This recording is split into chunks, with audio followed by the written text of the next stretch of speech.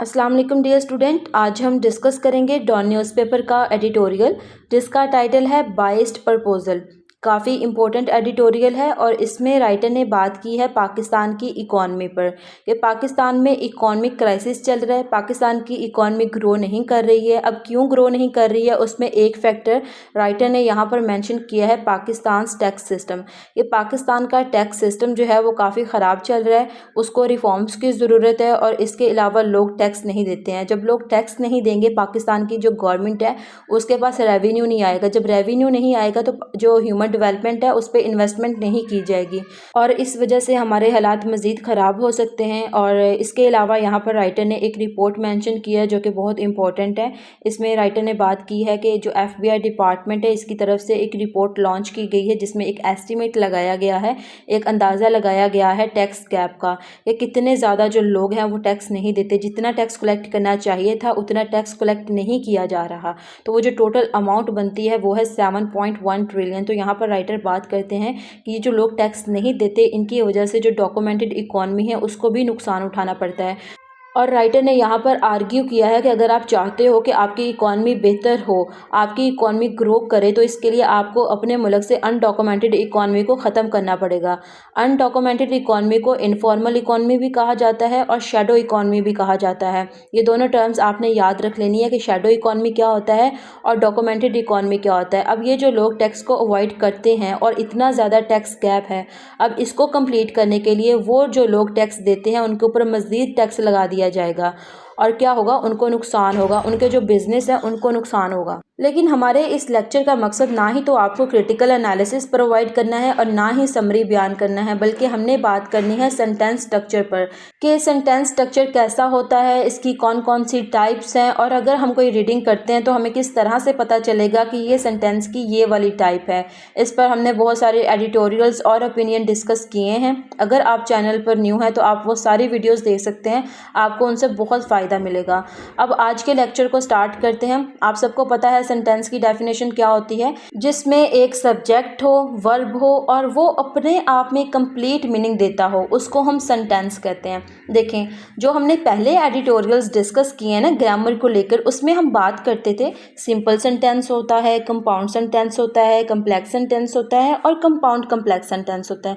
लेकिन आपने अक्सर ऐसे सेंटेंस भी सुने हैं जिसको हम कहते हैं ये इंटेरोगेटिव है, ये इम्पेरेटिव है, ये एक्सक्लेमेटरी है और ये जो है यहाँ पर ऑप्टेटिव आ रहा है, असर्टिव सेंटेंस है। इस तरह की आपने काफ़ी बातें सुनी होंगी ग्रामर को लेकर और आप यकीनन कंफ्यूज भी होते होंगे कि सेंटेंस की टाइप्स है कौन सी। सिंपल सेंटेंस है, कंपाउंड सेंटेंस है, कम्प्लेक्स सेंटेंस है, कंपाउंड कम्प्लेक्स सेंटेंस है या फिर assertive sentence, imperative sentence, exclamatory sentence, interrogative sentence है। इसी तरह अगर आप गूगल पर सर्च करो तो वो भी ये दोनों टाइप्स दे रहा होता है, यूट्यूब पर देखें तो वो भी यही टाइप्स दे रहे होते हैं।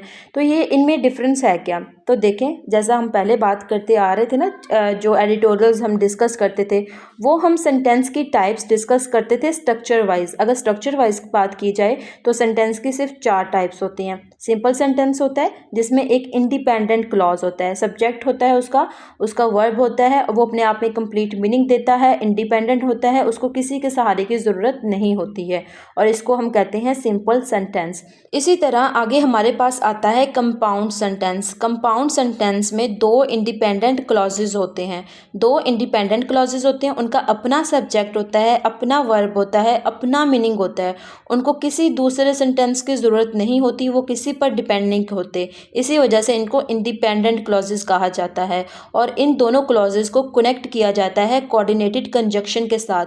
कोऑर्डिनेटेड कंजक्शन का इस्तेमाल तब किया जाता है जब हमने 2 सेंटेंसेस को, क्लॉजेस को, वर्ड्स को, फ्रेजेस को आपस में कनेक्ट करना हो जो कि इक्वल इन स्टेटस हो। तो इसी तरह 2 इंडिपेंडेंट क्लॉजेस मीन कि 2 इक्वल इन स्टेटस क्लॉजेस को हमने आपस में कनेक्ट करना है कोऑर्डिनेटेड कंजक्शन के साथ। और कोऑर्डिनेटेड कंजक्शन को याद करने की ट्रिक मैंने आपको बताई थी कि फैन बॉयज़, ये जो वर्ड्स है ना फैन बॉयज़, ये मेजर कोऑर्डिनेटेड कंजक्शन है। इसके अलावा और भी होते हैं लेकिन ज़्यादातर इस्तेमाल इन्हीं का ही किया जाता है। और अगर आप किसी ऐसे पेपर की तैयारी कर रहे हो जिसमें आपको ये चीज़ आइडेंटिफाई करना पड़े कि ये कौन सा सेंटेंस है, कम्प्लेक्स सेंटेंस है, कंपाउंड सेंटेंस है, तो सबसे पहले तो आपने ये देखना है कि क्या ये इंडिपेंडेंट क्लॉज हैं दोनों क्लॉजेस का इंडिपेंडेंट होना ज़रूरी है। तो अगर ये दोनों इंडिपेंडेंट है और अगर आप इसको आइडेंटिफाई नहीं कर पा रहे हो कि क्या ये इंडिपेंडेंट ही हैं, आप इसमें थोड़े से वीक हो, तो आपने क्या करना है, आपने इसका वर्ड देख लेना है कि क्या इनको कनेक्ट किया गया है कोऑर्डिनेटेड कंजक्शन के साथ। और कोऑर्डिनेटेड कंजक्शन की ट्रिक आपके पास होगी कि फैन वॉइस कोऑर्डिनेटेड कंजक्शन होते हैं जो कि ऐसे वर्ड्स को, फ्रेजेस को, क्लॉजेस को आपस में कनेक्ट करते हैं जो कि इक्वल इन स्टेटस हो। तो ये डेफिनेशन भी आपके पास होगी। आप क्या करोगे, फौरन से कंपाउंड सेंटेंस लगा दोगे और वो आपका करेक्ट हो जाएगा। अब आगे वाला जो हमारे पास आता है स्ट्रक्चर की टाइप, वो है कम्प्लेक्स सेंटेंस। कम्प्लेक्स सेंटेंस में क्या होता है कि एक डिपेंडेंट क्लॉज होता है और दूसरा इंडिपेंडेंट क्लॉज होता है और इसको कनेक्ट किया जाता है किसके साथ, सबऑर्डिनेटेड कंजक्शन के साथ या फिर रिलेटिव प्रोनाउन के साथ। इसके अलावा जैसे कि इसका नाम है कम्प्लेक्स, तो ये थोड़े से कॉम्प्लिकेटेड होते हैं, आइडेंटिफाई करना और इसको बनाना थोड़ा सा मुश्किल होता है। ज़्यादा मुश्किल नहीं होता लेकिन थोड़ा सा मुश्किल होता है कम्प्लेक्स सेंटेंस की कंस्ट्रक्शन। और जैसा कि मैंने आपको बताया कि कम्प्लेक्स सेंटेंस में एक डिपेंडेंट क्लॉज होता है और दूसरा इंडिपेंडेंट क्लॉज होता है। इंडिपेंडेंट क्लॉज की डेफिनेशन ये है कि इसका अपना सब्जेक्ट होता है, अपना वर्ब होता है और ये अपने आप में कंप्लीट मीनिंग दे रहा होता है, इसकी सेंस कंप्लीट होती है। लेकिन जो डिपेंडेंट क्लॉज है इसका या तो सब्जेक्ट नहीं होगा, अगर सब्जेक्ट है तो वर्ब नहीं होगा, अगर सब्जेक्ट और वर्ब दोनों हैं तो ये अपने आप में कंप्लीट मीनिंग नहीं दे रहा होगा।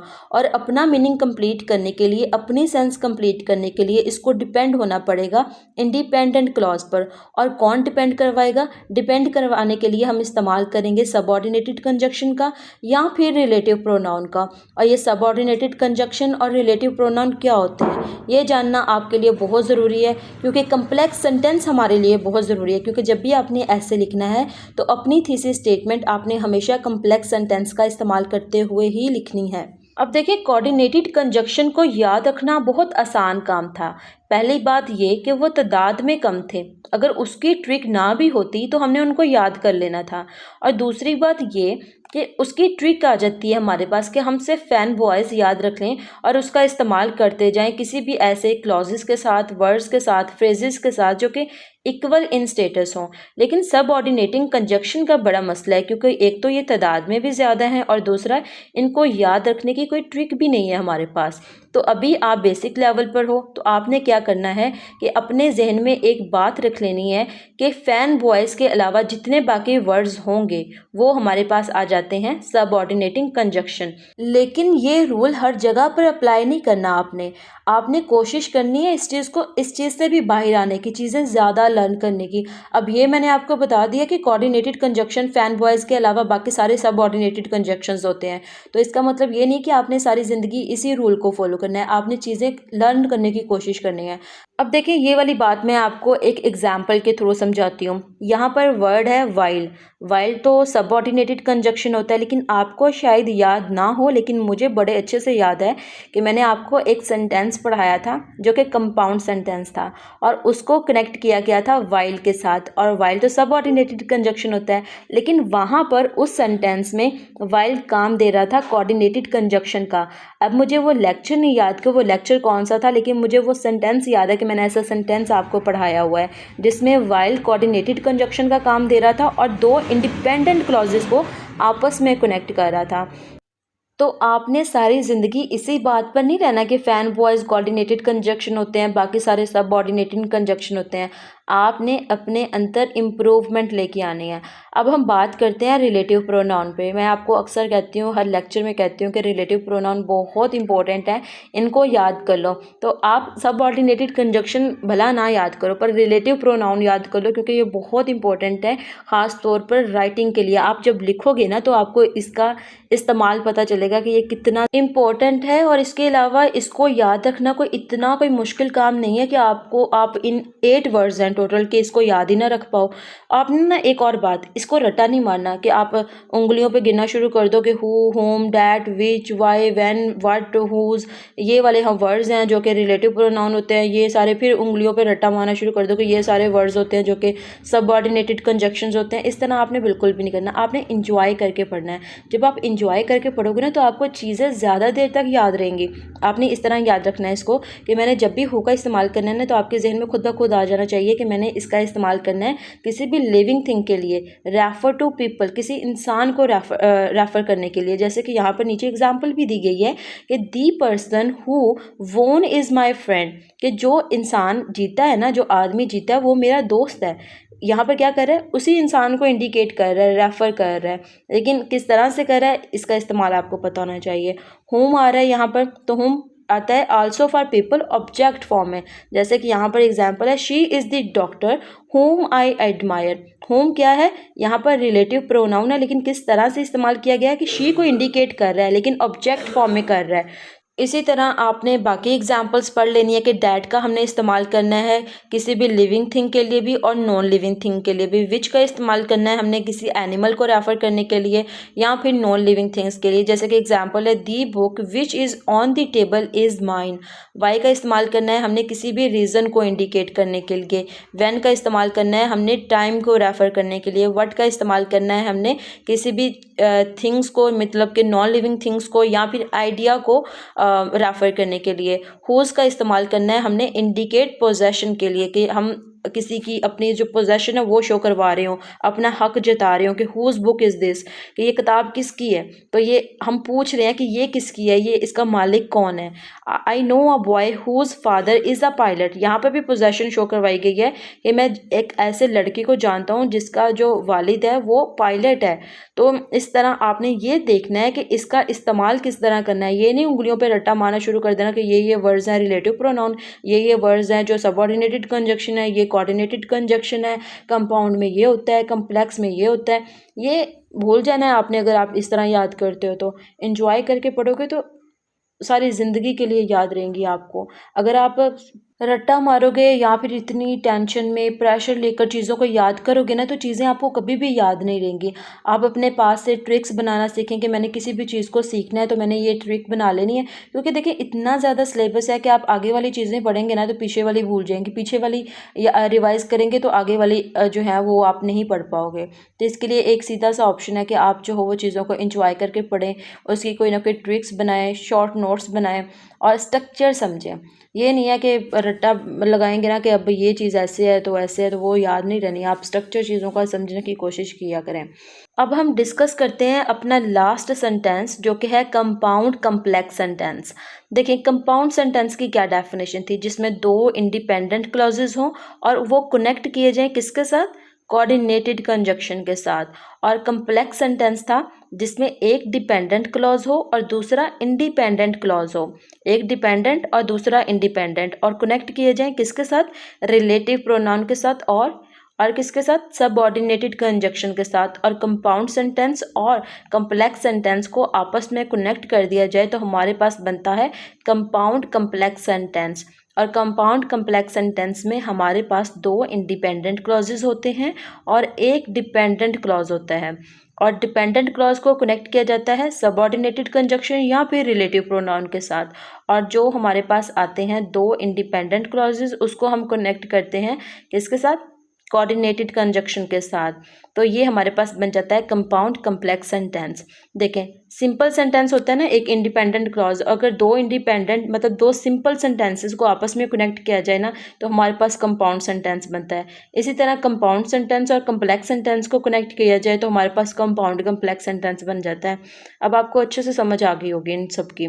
अब हम बात करते हैं फंक्शन बेस की। सेंटेंस की टाइप्स हैं और फंक्शन बेस है।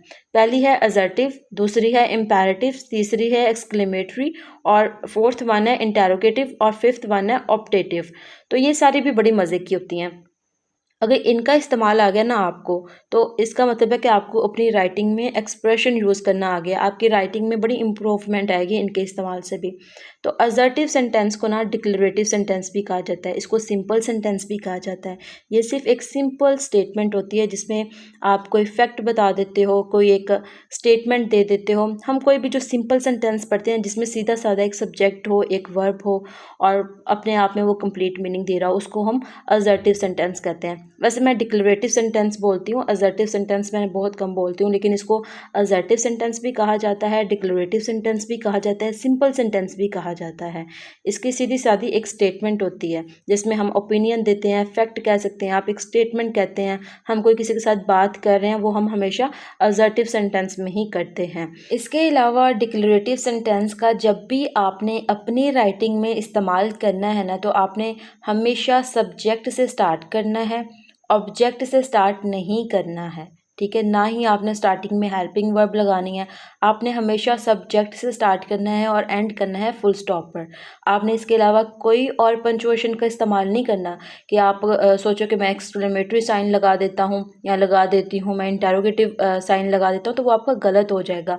अगर आप डिक्लेरेटिव सेंटेंस इस्तेमाल कर रहे हो तो आपने हमेशा लास्ट पर फुल स्टॉप ही लगाना है। अब आगे वाला सेंटेंस पढ़ते हैं हम, जो कि है इम्पेरेटिव सेंटेंस। इम्पेरेटिव सेंटेंस को इम्पेरेटिव सेंटेंस ही कहा जाता है, इसका कोई और नाम नहीं है। और हम इसका इस्तेमाल करते हैं जब हमने किसी से रिक्वेस्ट करनी हो, कमांड शो करवानी हो, किसी को एडवाइस करनी हो या ऑर्डर देना हो, तो हम इम्पेरेटिव सेंटेंस का इस्तेमाल करते हैं। इस सेंटेंस की बड़ी मज़े की बात है कि जब भी आपने इसको स्टार्ट करना है ना, तो आपने वर्ब से स्टार्ट करना है और वर्ब की भी फर्स्ट फॉर्म से स्टार्ट करना है। आपने सेकंड फॉर्म का इस्तेमाल नहीं करना, आपने थर्ड फॉर्म का इस्तेमाल नहीं करना, आपने हमेशा वर्ब की फर्स्ट फॉर्म का इस्तेमाल करना है। अब मैं आपको एग्जांपल देती हूँ। इसी वजह से मैंने आपको स्टार्टिंग में बता दिया था कि जब भी आपने असर्टिव सेंटेंस का इस्तेमाल करना है ना, तो आपने सब्जेक्ट से करना है और एंड करना है फुल स्टॉप पर। इम्पेरेटिव सेंटेंस आपने जब भी लिखना है तो आपने इसका स्टार्ट करना है वर्ब की फर्स्ट फॉर्म से और एंड करना है फुल स्टॉप पर। अब मैं आपको एग्जांपल देने लगी थी कि जब हम क्लास में होते थे तो मैम हमें अक्सर कहते थे कि बी क्वाइट, मतलब कि चुप कर जाओ आप। बी मतलब वर्ब है, वर्ब की फर्स्ट फॉर्म है बी क्वाइट, के हमें मैम कह रही हैं कि आप चुप हो जाओ, तो इसमें सब्जेक्ट नहीं है। और हमने तो पढ़ा था कि सेंटेंस की डेफिनेशन ये होती है कि इसमें सब्जेक्ट होता है, वर्ब होता है और वो अपने आप में कंप्लीट मीनिंग देता हो। अब इसमें सब्जेक्ट तो है नहीं, लिखा ही नहीं हुआ, तो क्या ये सेंटेंस नहीं है। अब देखें, अब जो मैम हमें कह रही थी कि बी क्वाइट, क्या वो कॉरिडोर में खड़ी होकर कह रही थी या छत को देख के कह रही थी? वो हमें देख के कह रही थी। तो जो सब्जेक्ट है वो अंडरस्टूड है कि मैम जो है वो हमसे बात कर रही होती थी तब, और सब्जेक्ट जो है वो अंडरस्टूड है, तो मतलब कि सेंटेंस अपने आप में कंप्लीट मीनिंग भी दे रहा है और इसका सब्जेक्ट भी है और वर्ब भी है। और इम्पेरेटिव सेंटेंस हमेशा वर्ब की फर्स्ट फॉर्म से स्टार्ट होता है। मैं आपको मज़ीद एग्जांपल देती हूँ। देखिए, यहाँ पर जितने भी एग्जांपल्स हैं ये सारी स्टार्ट हो रही हैं वर्ब से, और वर्ब की भी फर्स्ट फॉर्म है। यहाँ पर कहीं पे भी वर्ब की थर्ड फॉर्म नहीं लगाई गई, ना ही सेकंड फॉर्म का इस्तेमाल किया गया है। सारी जगहों पर वर्ब की फर्स्ट फॉर्म है और जो सब्जेक्ट है वो अंडरस्टूड है। जैसा कि पहला है वेट हेयर, इंतज़ार करो तुम यहाँ पर, तो हम जब इसकी उर्दू ट्रांसलेशन करेंगे हम सब्जेक्ट को लेकर आएंगे यहाँ पर। तो इसी तरह जब आपने अपनी ट्रांसलेशन करनी है ना उर्दू से इंग्लिश, जो कि प्रेसी के पेपर में होती है, तब भी आपने इन सारी चीज़ों का ख्याल रखना है कि वेट हेयर, इंतज़ार करो यहाँ पर। तो आगे वाला है स्टैंड अप, तो ये भी वर्ब की फर्स्ट फॉर्म से स्टार्ट हो रहा है। स्टॉप टॉकिंग, स्टॉप मतलब रुक जाओ, एक एक्शन है, वर्ब की फर्स्ट फॉर्म है। स्पीक लाउडर, स्पीक एक एक्शन है, वर्ब है। क्लोज द डोर, पता है किसको कहा जा रहा है, close the door, subject understood है। ये सारी जगहों पर सब्जेक्ट हमारे पास अंडरस्टूड है और इसके साथ साथ वर्ब की फर्स्ट फॉर्म का इस्तेमाल किया गया है। अब देखिए, आप ना इसका एक्सप्रेशन भी नोट करें कि किस अंदाज से बात की गई है। क्या रिक्वेस्ट की गई है, क्या ऑर्डर दिया गया है, जो है एडवाइस दी गई है, कमांड शो करवाई गई है, क्या किया गया इन सेंटेंसेस में। जैसे कि वेट हेयर, इंतज़ार करो, ये एक रिक्वेस्ट भी हो सकती है और एक ऑर्डर भी हो सकता है। स्टैंड अप, खड़े हो जाओ, ये टीचर का डायलॉग लगता है कि स्टैंड अप, ये ऐसा लग रहा है जैसे ऑर्डर दिया जा रहा है। स्टॉप टॉकिंग, ऐसा लग रहा है जैसे एडवाइस दी जा रही है या ऑर्डर दिया जा रहा है। स्पीक लाउडर, ये एक कमांड शो करवाई गई है कि आप प्लीज़ थोड़ा ऊंचा बोलें। क्लोज द डोर, मतलब कि आपसे रिक्वेस्ट की जा रही है कि दरवाज़ा बंद कर दें। तो आपने जब भी अपना कोई राइटिंग में एक्सप्रेशन यूज़ करना है ना, तो आपने इन चीज़ों का ख्याल रखना है, ख़ास तौर पर वर्ब के फर्स्ट फॉर्म का, कि आपने हमेशा वर्ब के फर्स्ट फॉर्म का इस्तेमाल करना है इम्पेरेटिव सेंटेंस में। अब हम आगे वाला सेंटेंस पढ़ते हैं, जो कि है एक्सक्लेमेटरी सेंटेंस। एक्सक्लेमेटरी सेंटेंस भी बड़ा मज़े का होता है। तो सबसे पहले तो आपको इसकी पंचुएशन का पता होना चाहिए कि जब भी हमने एक्सक्लेमेटरी सेंटेंस का इस्तेमाल करना है ना, तो लास्ट पर हमने एक्सक्लेमेटरी साइन लगाना है। और एक्सक्लेमेटरी साइन अगर आप नहीं लगाएंगे तो आपका सेंटेंस गलत हो सकता है। अब अगर देखा जाए कि इसकी डेफिनेशन क्या है एक्सक्लेमेटरी सेंटेंस की, तो एक्सक्लेमेटरी सेंटेंस की डेफिनेशन ये है कि इसमें हमने अपनी स्ट्रॉन्ग इमोशंस को, फीलिंग्स को शो करवाना होता है, एक्सप्रेस करना होता है अपनी स्ट्रॉन्ग फीलिंग्स को। अब ना इसकी ना एक बड़ी मज़े की बात है इस सेंटेंस की कि आपने जब भी WH फैमिली का इस्तेमाल किया होगा ना, तो लास्ट पर आपने हमेशा क्वेश्चन मार्क लगाया होगा पंचुएशन पर। लेकिन ये वाला सेंटेंस जो होगा ना, अगर हम अपनी स्ट्रॉन्ग इमोशंस, फीलिंग्स को शो कर रहे हैं तो हमने लास्ट पर एक्सक्लेमेटरी साइन का इस्तेमाल करना है, क्वेश्चन मार्क इस्तेमाल नहीं करना है। जैसे कि यहाँ पर फर्स्ट एग्जांपल है कि व्हाट अ ब्यूटीफुल सनसेट। यहाँ पर स्टार्टिंग में तो WH फैमिली है, लेकिन लास्ट पर हमने क्वेश्चन मार्क नहीं लगाया, हमने पूछा नहीं है, हमने इज़हार किया है कि कितना खूबसूरत सनसेट है ये। तो हम इज़हार कर रहे हैं अपनी फीलिंग का, अपने इमोशंस एक्सप्रेस कर रहे हैं, हम यहाँ पर क्वेश्चन नहीं पूछ रहे किसी से। इसी तरह जैसे कि लास्ट पे है कि how kind of you to help me, तो इसके लास्ट पे हमने एक्सक्लेमेटरी साइन लगाया है, क्वेश्चन मार्क नहीं लगाया। तो ये आपने अपने कॉन्टेक्स्ट के लिहाज से इस पंचुएशन का ख्याल रखना है कि आपका जो सेंटेंस है, ये पंचुएशन भी आती है CSS के पेपर में, तो आपने तब ख्याल रखना है कि ये शो क्या करवा रहा है, इसका एक्सप्रेशन क्या है। क्या मैंने यहाँ पर एक्सक्लेमेटरी साइन लगाना है, या फिर आंखें बंद करके कि WH फैमिली है तो यहाँ पर आ जाएगा, यहाँ पर क्वेश्चन मार्क आ जाएगा लास्ट पर। ऐसा नहीं करना आपने ध्यान रखना है कि यहाँ पर शो क्या करवाया गया है। इसी तरह जब आपके पास कोई सेंटेंस आएगा ना, जैसे हमने पीछे इम्पेरेटिव सेंटेंस का पढ़ा है, तो आपने ध्यान रखना है कि क्या इसमें रिक्वेस्ट तो नहीं शो करवाई गई, क्या इसमें कमांड तो नहीं दी गई, क्या यहाँ पर ऑर्डर, क्या एडवाइस। तो इस तरह जब आप वो वाले सेंटेंस पढ़ोगे ना, तो आपको पता चलेगा कि आपने लास्ट पर फुल स्टॉप लगाना है। डिक्लेरेटिव सेंटेंस पढ़ोगे तो पता चलेगा कि लास्ट पर फुल स्टॉप लगाना है। लेकिन जब ये वाला एक्सक्लेमेटरी सेंटेंस पढ़ोगे ना, तो जब आपको इतनी ज़्यादा स्ट्रॉन्ग इमोशंस और फीलिंग्स पढ़ोगे तो आपको पता चल जाएगा फ़ौरन से कि यहाँ पर चाहे WH फैमिली भी है ना, फिर भी मैंने लास्ट पर एक्सक्लेमेटरी साइन का ही इस्तेमाल करना है, मैंने क्वेश्चन मार्क का इस्तेमाल नहीं करना। और आपने पंचुएशन में इसी तरह जो है वो फुल नंबर ले लेने हैं, ठीक है। अब हम आगे वाला सेंटेंस पढ़ते हैं जो कि है इंटरोगेटिव सेंटेंस। हम सब ने बचपन से इंटरोगेटिव सेंटेंस पढ़ा है। जब भी हमने टेंसेस पढ़े हैं तो हमने उसका इंटरोगेटिव सेंटेंस और नेगेटिव सेंटेंस लाजमी बनाया है। तो आज भी हमने बिल्कुल इसी तरह से इसको बनाना है। वैसे अगर इसकी डेफिनेशन की बात की जाए तो इंटरोगेटिव सेंटेंस में क्वेश्चन पूछे जाते हैं। आपका नाम क्या है, आपने क्या पढ़ा है, आप क्या करना चाहते हो, आप कहाँ पर रहते हो, ये सारी चीज़ें इंटरोगेटिव में आती हैं। ये सारे सेंटेंस जो हैं ये इंटरोगेटिव में आते हैं। व्हाट इज़ योर नेम, आपका नाम क्या है, ये इंटरोगेटिव सेंटेंस है। आप कहाँ पर रहते हो, वेयर डू यू लिव, आप कहाँ पर रहते हो, ये वाला इंटरोगेटिव क्वेश्चन है। मतलब ये वाले ज़्यादातर जो है ना वो स्टार्ट होते हैं WH फैमिली से। WH फैमिली वर्ड्स तो आप सबको पता होंगे कि W मतलब कि वेयर, हु, वेयर, वाई, ये सारे वर्ड्स जो हैं वो W से स्टार्ट होते हैं। और H से मतलब है हाउ, के कैसे। तो ये वाले जो है ना, हाउ डू यू नो मी, आप मुझे कैसे जानते हो। तो ये जो है ए भी मैंने आपसे एक क्वेश्चन पूछा है, तो इसका हम इस्तेमाल करते हैं इंटरोगेटिव सेंटेंस में। और आपने हमेशा याद रखना है कि जब भी आपने इंटरोगेटिव सेंटेंस को एंड करना है तो आपने लास्ट पर क्वेश्चन मार्क लाजमी लगाना है, अदरवाइज़ आपका सेंटेंस गलत हो जाएगा। और इसके अलावा आप सबको पता है कि सिर्फ WH फैमिलीज़ नहीं आती इंटरोगेटिव में, कुछ वर्ड्स डू जैसे हैं, डू भी किसी सेंटेंस के स्टार्ट में आ जाए तो वो भी इंटरोगेटिव होता है। और इसके अलावा अगर हमारे पास कोई भी सिंपल सेंटेंस आता है ना कि अब आप इसका इंटरोगेटिव बनाओ, तो हम क्या करते हैं कि उसका हेल्पिंग वर्ब उठाकर सब्जेक्ट से पहले ले आते हैं। जब हमने सब्जेक्ट से पहले ले आना है ना हेल्पिंग वर्ब, तो वो भी हमारा इंटरोगेटिव बन जाता है। तो ज़रूरी नहीं है कि इसमें WH फैमिली ही आए, इसके अलावा कुछ और वर्ड्स भी हैं। जैसे हेल्पिंग वर्ब का मैंने आपको बताया, डू का बताया, डिड आ जाता है, हैज़, हैव, ये सारे वर्ड्स अगर सब्जेक्ट से पहले आ जाएं तो वो भी इंटरोगेटिव बन जाते हैं। और लास्ट पर क्वेश्चन मार्क आपने लाजमी लगाना है। ये सारी चीज़ें तो आपको पता थी। अब हम बात करते हैं ऑप्टेटिव सेंटेंसेस पर।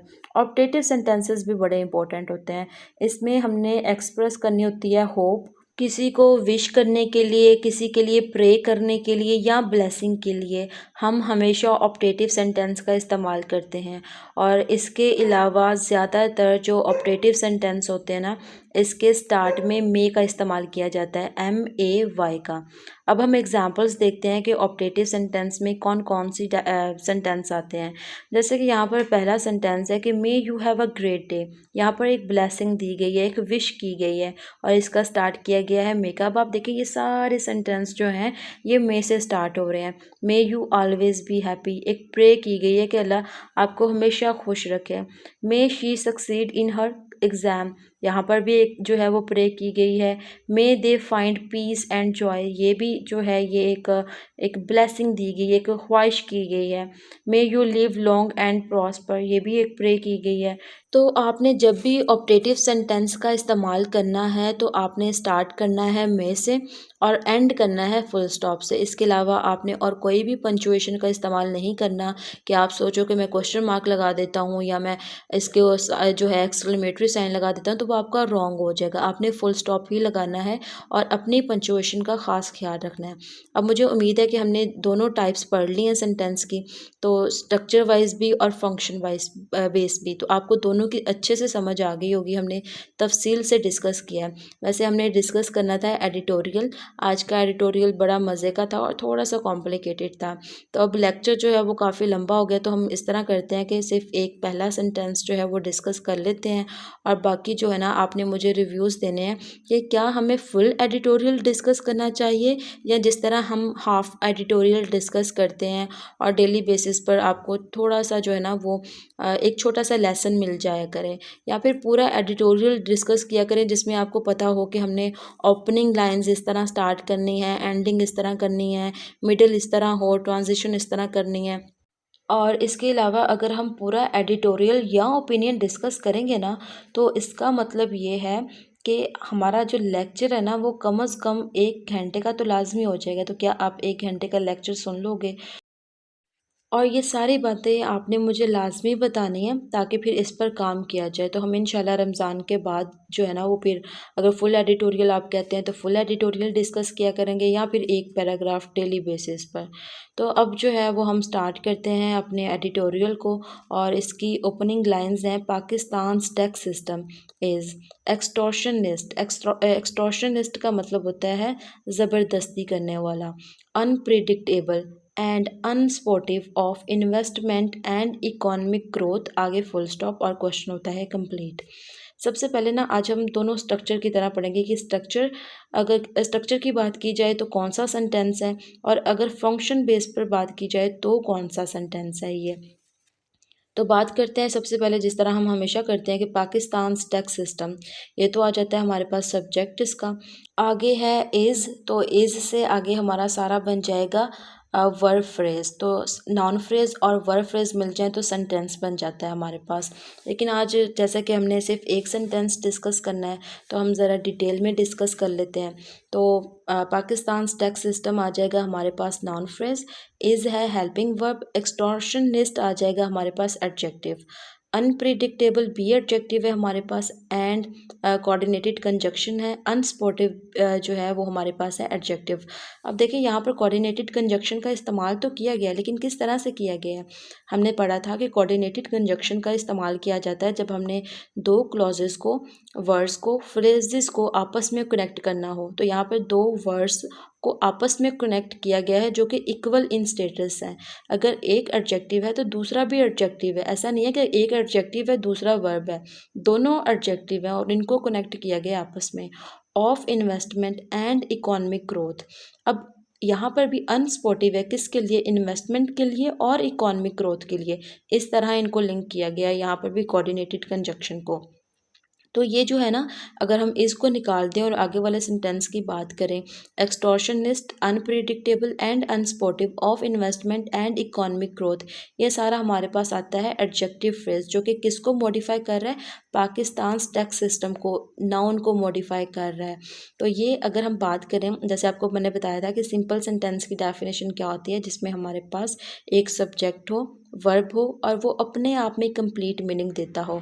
तो अगर स्ट्रक्चर वाइज बात करें तो ये कौन सा सेंटेंस बनता है हमारे पास?